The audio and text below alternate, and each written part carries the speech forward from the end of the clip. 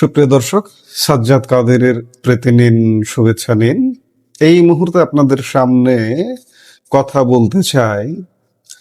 গত কয়েকদিন ধরে, বিশেষ করে শুক্রবার থেকে বেশ চর্চা হচ্ছে তুরাগ নদে 3টি লাশ, এবং এই লাশটি কি রাজনৈতিক হত্যাকাণ্ড নাকি শুধুই দুর্ঘটনা। আমরা এটি বুঝতে চেষ্টা করব, কারণ বিষয়টি নিয়ে ব্যাপক চাঞ্চল্যের সৃষ্টি হয়েছে। তুরাগ নদের পানিতে ভাসছে একের পর এক লাশ। গত কয়েকদিনে উদ্ধার হওয়া 3টি মরদেহ নিয়ে বাংলাদেশের রাজনৈতিক ও সামাজিক অঙ্গনে তোলপাড় শুরু হয়েছে। একদিকে বাংলাদেশের মূলধারার গণমাধ্যম প্রথম আলো বলছে এগুলো নিছক দুর্ঘটনা, যেখানে পরিবারের সদস্যরাও বলছেন সাঁতার না জানার কারণে কিংবা অসাবধানতাবশত পানিতে ডুবে মৃত্যু হয়েছে। কিন্তু ঠিক একই ঘটনা নিয়ে ভারতের প্রভাবশালী গণমাধ্যম নর্থ ইস্ট নিউজে বাংলাদেশে সিনিয়র সাংবাদিক এনায়েত কবির একটি অনুসন্ধানী স্টোরি করেছেন গতকালকে, এবং সেই স্টোরিতে বিস্ফোরক দাবি করা হয়েছে।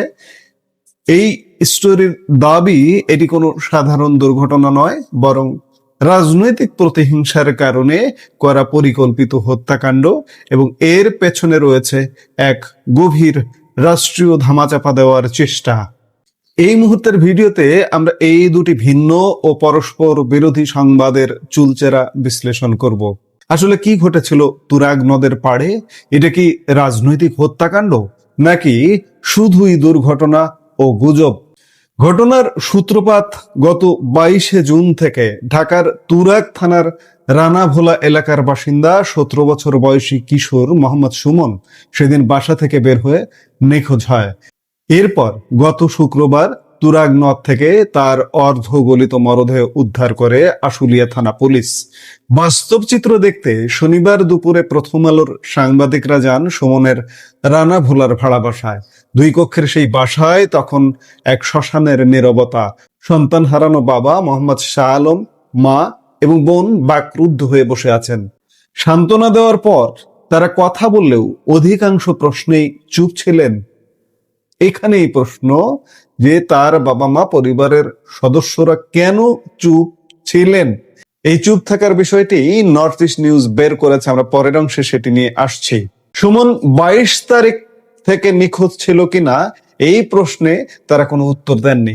আত্মীয় স্বজনরা সাংবাদিকদের অনুরোধ করেন যেন তাদের আর কোনো কিছু জিজ্ঞাসা করা না হয়। তবে অদ্ভুত বিষয় হলো, সুমনের মৃত্যুর পর তার মোবাইল থেকে সব ছবি মুছে ফেলা হয়েছে, ঘরের ছবিগুলো ছিঁড়ে ফেলা হয়েছে এবং মোবাইলটি পর্যন্ত ভেঙে ফেলা হয়েছে। পরিবারের দাবি, সন্তান হারানোর মানসিক যন্ত্রণা এড়াতে তারা কোনো স্মৃতি রাখতে চাননি। পরিবার কি যে দাবিটি করছে সে দাবিটি কি সঠিক করছে? সন্তান হারানোর মানসিক যন্ত্রণা এড়াতেই কি তার সব স্মৃতিচিহ্ন মুছে ফেলা হচ্ছে, নাকি অন্য কোনো চাপ?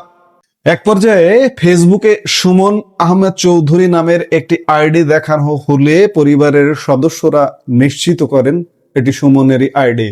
সুমন কামারপাড়া আড়তে কাঁচামালের ব্যবসা করত। তার ফেসবুক আইডি ঘেটে দেখা যায় মৃত্যুর 6 দিন আগে সে সর্বশেষ আওয়ামী লীগের প্রতিষ্ঠাবার্ষিকীর একটি শোভাযাত্রার ভিডিও আপলোড করেছিল। এছাড়া বিভিন্ন সময় দলীয় কার্যক্রমের ভিডিও সে শেয়ার করত।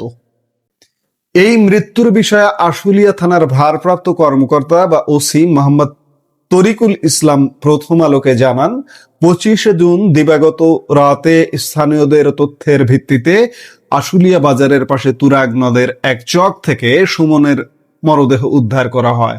পরে তার বড় ভাই একটি অপমৃত্যু মামলা করেন। ওসির বক্তব্য অনুযায়ী পরিবার তাদের জানিয়েছে যে 22শে জুন পিকনিকের কথা বলে সুমন বাসা থেকে বের হয়েছিল এবং সাঁতার না জানার কারণে সে নদে পড়ে ডুবে যায়। অন্য যেসব রাজনৈতিক তত্ত্ব ছড়ানো হচ্ছে সে বিষয়ে পুলিশ কিছুই জানে না। কিন্তু শুধু তো সুমন নয়, একই সময়ে আরো 2 জনের লাশ উদ্ধার করা হয়েছে তুরাগ নদ থেকে। তারা হলেন রানাভোলার আরিফ হোসেন রাকিব এবং মণিপুর মোল্লাপাড়ার রনি মোল্লা। দারুসালাম থানার ওসি মোহাম্মদ দুলাল হোসেন প্রথম আলোকে জানান, নৌ পুলিশ গত বুধবার আরিফ হাসান রাকিবের মরদেহ উদ্ধার করে। আরিফের চাচা মোহাম্মদ আরশাদুল ইসলাম অপমৃত্যু মামলা করেছেন এবং জানিয়েছেন আরিফও সাঁতার ভালো জানতো না। তবে আরিফের মৃত্যুর পর কিছু ভিডিও ও ছবি দেখে পরিবার জানতে পারে সে আওয়ামী লীগের রাজনীতির সাথে জড়িত ছিল। অন্যদিকে আমিনবাজার নৌ পুলিশ ফাঁড়ির ইনচার্জ জানান, 24শে জুন রনি মোল্লা নামের আরেকজন দিয়াবাড়ি ঘাটে বন্ধুদের সাথে গোসল করতে নেমে ডুবে মারা যান। রনির বাবা কফিল উদ্দিন মোল্লা জানান, রনি উত্তরার একটি হোটেলে কাজ করতেন এবং তার কিছুটা মানসিক সমস্যা ছিল। রনি কোনো রাজনীতির সাথেই জড়িত ছিলেন না। এগুলো বাংলাদেশের গণমাধ্যম প্রথম আলো এবং পুলিশ সূত্রের ঘটনা। এখন আমরা দেখতে চাই যে উত্তর পূর্ব ভারতের প্রভাবশালী গণমাধ্যম নর্থ ইস্ট নিউজে বাংলাদেশি সিনিয়র সাংবাদিক এনায়েত কবির যে অনুসন্ধান চালিয়েছেন, সেই অনুসন্ধানে নর্থ ইস্ট নিউজ কি বলছে।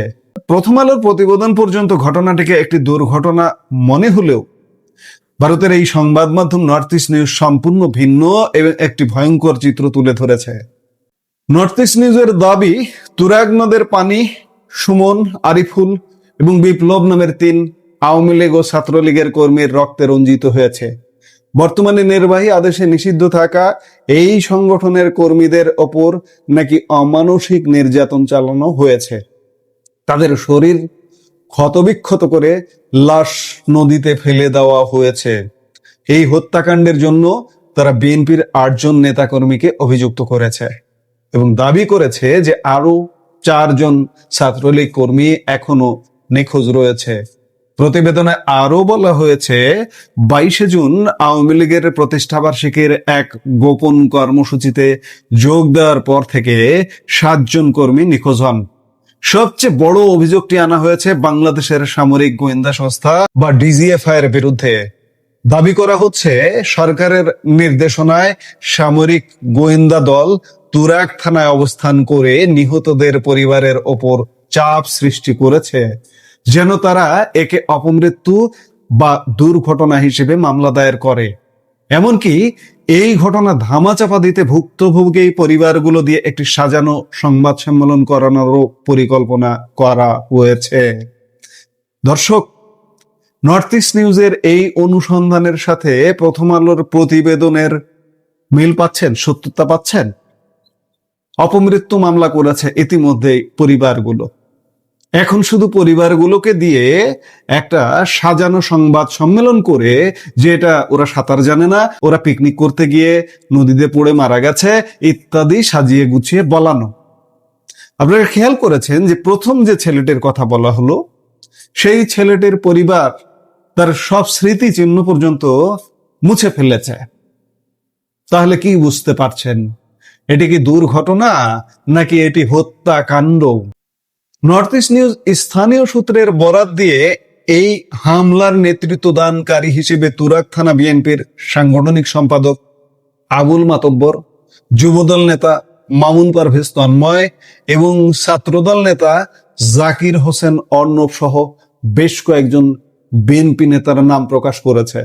এছাড়া সাবেক ছাত্রলীগ সভাপতি মাহমুদ হাসান রিপনও এক বিবৃতিতে দাবি করেছেন, মিছিলের ওপর বিএনপি, জামাত ও পুলিশের হামলার কারণেই এই নৃশংসতা ঘটেছে।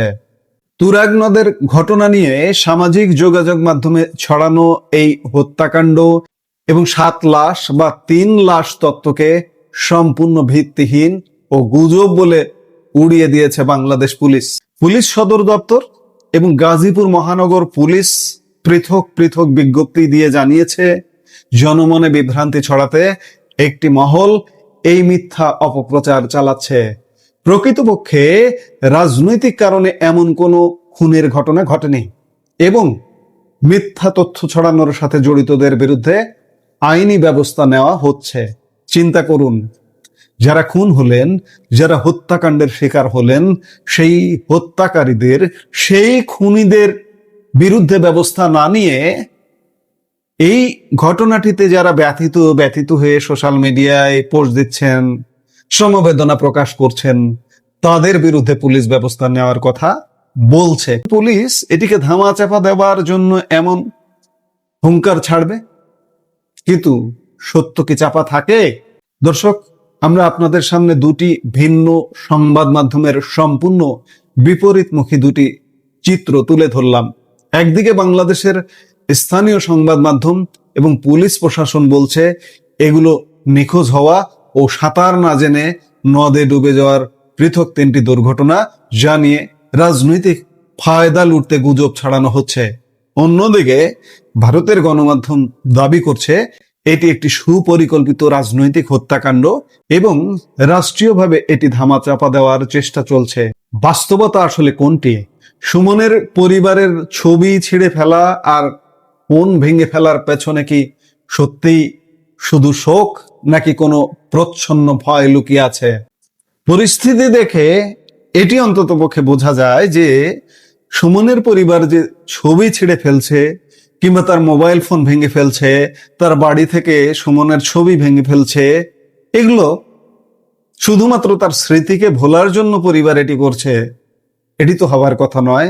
বরঞ্চ তার যে স্মৃতি চিহ্নগুলো আছে সেগুলোকে আঁকড়ে ধরেই পরিবার বাঁচতে চাইবে, বাঁচতে চেষ্টা করার কথা। এটি কিন্তু স্বাভাবিক। কিন্তু পরিবারের পক্ষ থেকে বলা হচ্ছে যে তারা সুমনকে ভুলতে চান, সুমনের স্মৃতি ভুলবার জন্য এগুলো নষ্ট করে ফেলছেন। আসলে বাস্তবের সাথে তো মেলে না। আপনি বাস্তব জীবন যদি দেখেন, মেলে কি? আপনার কাছে এই প্রশ্নটা রেখে দিলাম। কাজেই এটি হত্যাকাণ্ড নাকি এটি নিছক দুর্ঘটনা? দর্শক, আপনি এর উত্তর খুঁজে নেন। এই মুহূর্তের ভিডিও থেকে আমরা বিদায় নিতে চাইছি। দেখা হবে পরবর্তী ভিডিওতে। সে পর্যন্ত ভালো থাকুন, সুস্থ থাকুন। আমাদের ভিডিওগুলো নিয়মিত পেতে সাবস্ক্রাইব করুন সাজ্জাদ কাদির ইউটিউব চ্যানেল এবং লাইক, কমেন্ট, শেয়ার করে সাথে থাকুন।